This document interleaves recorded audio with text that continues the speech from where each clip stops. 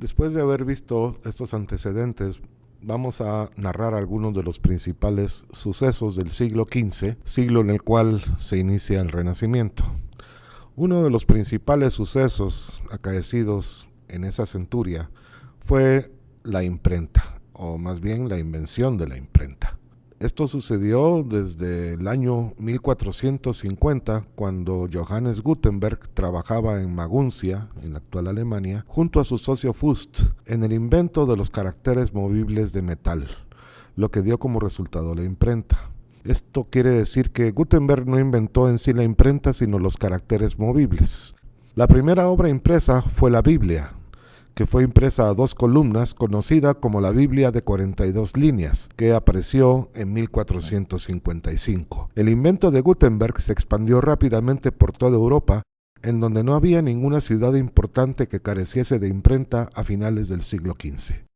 La revolución que supuso la imprenta permitió por primera vez la difusión en gran escala de la cultura escrita, que hasta entonces había sido monopolio de la iglesia, de las escuelas catedralicias, de los monasterios, etc. Gutenberg, a través de su invento, permite que los textos, los libros, se produzcan no solo a mayor escala, sino que se difundan mucho más dentro de todas las personas interesadas en aprender. Otro de los sucesos importantísimos del siglo XV fue la caída de Constantinopla. En 1453, esta ciudad, que era la sede del Imperio Romano de Oriente, cayó en poder de los turcos otomanos bajo el reinado de Mohamed II. Con su caída, no solamente desapareció el Imperio Bizantino, sino además se estableció la amenaza del Islam en las fronteras orientales de Europa. Después de este suceso, una diáspora, es decir, se dispersaron un montón de personas, eruditos, sabios, gente de mucho valor cultural que vivían en Bizancio, se dispersaron por todo el occidente de Europa y con esto contribuyeron no solo al enriquecimiento del arte durante el Renacimiento, sino también aportando la escuela pitagórica y platónica en el pensamiento europeo.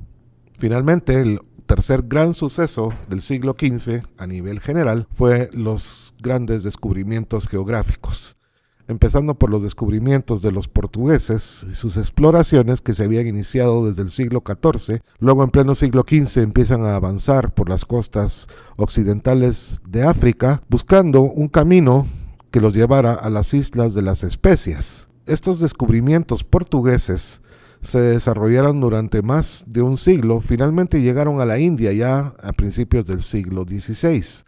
Pero en el caso de España, primero con la conquista de las Islas Canarias y después el advenimiento de los reyes católicos, se dio un nuevo impulso a las exploraciones. Esto es porque durante el siglo XV la necesidad de establecer vínculos comerciales con el Oriente y África hizo que los portugueses y luego los españoles desarrollaran la navegación oceánica. En este sentido, podríamos decir que el punto culminante de los descubrimientos del siglo XV fue el viaje de Cristóbal Colón a través del océano y su desembarco en lo que él creía eran las Indias, que en realidad era un nuevo continente. Pocos años después, Vasco de Gama rodearía el continente africano y llegaría hasta la India, lo que, unido a los descubrimientos en América, abriría las rutas comerciales, la conquista y la colonización de nuevas tierras. Vamos a hablar ahora brevemente de la ciudad de Florencia, cuna del Renacimiento. Florencia es la ciudad más grande de Toscana, una región del centro-occidente de Italia. Ubicada a las orillas del río Arno, su economía se basó desde la Edad Media en la agricultura de la vid, es decir, las uvas para extraer vino, y sobre todo el comercio. Gracias a la riqueza que le proporcionaba el comercio, Florencia era una de las ciudades más ricas de Italia e incluso de Europa. En el siglo XIV conquistó el puerto de Pisa, lo que le proveía de una salida directa al mar. La sociedad florentina era a principios del siglo XV la más opulenta y sofisticada de toda Italia. Su sistema de gobierno era republicano y parlamentario. Este sistema pervivió durante todo el período bajo medieval a pesar de las guerras internas entre los gibelinos y los güelfos, manteniendo la independencia del Estado contra los intereses del papado y el imperio. Gracias a su sistema y a su riqueza, Florencia continuó siendo una gran potencia durante el siglo XV. El mecenazgo de las grandes familias, en especial de los Medici, potenció el florecimiento de las artes, la literatura y el pensamiento. En ese sentido, la familia Medici, habría que decir que era la más importante familia de banqueros florentinos. Esa era su principal función, es decir, la banca. Y en ese sentido se convirtieron también en la familia más influyente en los asuntos políticos de Florencia desde finales del siglo XIV, hasta el grado que se puede decir que gobernaban la ciudad. Grandes protectores y patrocinadores de las artes, a ellos se debe en gran medida el desarrollo del arte renacentista. Por otra parte, los Medici fundaron lo que se llamó la Academia Platónica de Florencia. En sí fue Cosme de Medici quien la fundó en 1459 y para su sede eligió una villa de su propiedad llamada la Villa Medici en Fiesole, una región en las afueras de Florencia, y esta academia funcionó durante muchísimos años y estaba dedicada a la enseñanza del platonismo como doctrina filosófica y estética, tratando de conciliarla con el cristianismo. Fue la cuna de gran parte del pensamiento humanista florentino durante los siglos XV y XVI, además de ser también la más prestigiosa de las academias de arte renacentista. Sin embargo, la supremacía y el esplendor de Florencia llegaron a su fin a finales del siglo XV, debido principalmente a la injerencia y expansión de Roma como gran potencia y sobre todo a las prédicas del monje dominico Girolamo Savonarola, que era un gran enemigo de los Medici, a los que logró deponer con el apoyo del populacho y quien gobernó la ciudad bajo un régimen teocrático hasta finales del siglo, cuando fue depuesto y ejecutado el 23 de mayo de 1498. Florencia no logró superar el trauma del gobierno teocrático de Savonarola y, a pesar de su deposición y posterior ejecución, y que los Medici volvieron a ser la familia dominante, no pudo volver a ser la potencia de antaño. A pesar de ello, la ciudad tuvo una renovación después de estos sucesos, y muchos de los artistas e intelectuales que se identifican con el Renacimiento del siglo XVI procedían de Florencia, cuyo prestigio artístico no se extinguió. La originalidad de Florencia consistió precisamente en mantener un gobierno hasta cierto punto de corte republicano, cuando las demás ciudades italianas tenían gobiernos autoritarios. Síntesis conceptual.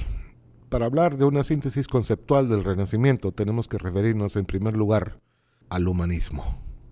Como concepto, el humanismo tiene su origen en la Grecia clásica, la cual manifestaba en todas sus expresiones una estructura tal que parecía que el hombre hubiera organizado toda la realidad física y social, estas llamadas por los griegos cosmos y polis, a medida humana, buscando en su propia experiencia y en sus propias capacidades los límites de esta medida. En el Renacimiento, el humanismo reencuentra el ideal clásico al estudiar la cultura grecolatina y las disciplinas propias de ella. El retorno a la antigüedad es un recurso del hombre del Renacimiento, polifacético y mundano, que forjó su identidad en contraposición del modelo del hombre medieval, religioso y extranjero en la tierra, cuya auténtica vida y realidad estaba en el mundo trascendente postulado por la metafísica y la teología. El humanismo renacentista, entonces, no se basa en un mero volver a la cultura clásica, sino en encontrar en ella un camino sobre el cual construir su propia realidad humana. Este movimiento cultural surgió en Italia a mediados del siglo XIV y se extendió por el resto de Europa en los 2 siglos siguientes. Tomó como referencia el concepto clásico del hombre ideal, a través del cual pretendía conseguir una nueva sociedad, formada por ciudadanos cultos, educados en valores morales, tanto individuales como sociales. Centró en el ser humano todas sus reflexiones filosóficas y todas sus acciones y decisiones.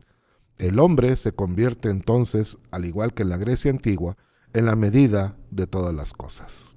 En sí, entonces, el Renacimiento se basa en las premisas de recuperación del ideal clásico, en cuanto a valores estéticos y morales, y en una tendencia cada vez más ligada al antropocentrismo, en el cual la visión del hombre como elemento central de creación y la ponderación de su lugar en la naturaleza va ganando terreno. En el Renacimiento se encuentran entonces los primeros visos de lo que se puede considerar la modernidad, en un contexto de ruptura con la tradición del pensamiento exclusivamente deísta de la Edad Media. Finalmente, diremos que el Renacimiento se divide en varias etapas o fases, cada una ligada a determinados componentes artísticos, temporales y de acuerdo también a la ubicación geográfica en la cual surgieron. Hablamos primero del Renacimiento del siglo XV, cuyo desarrollo tuvo lugar en primer lugar en Florencia, extendiéndose durante este siglo por otras regiones de Italia. Luego tenemos el Renacimiento del siglo XVI, cuya sede más importante se dio en Roma y de donde se extendió al continente europeo. Finalmente, el llamado manierismo, que algunos consideran la última fase del Renacimiento, es un derivado en sí de este arte renacentista de Roma y tienen en la misma ciudad de Roma y en Venecia sus sedes más importantes y además se identifica con muchas de las expresiones artísticas europeas a partir de la tercera década del siglo XVI.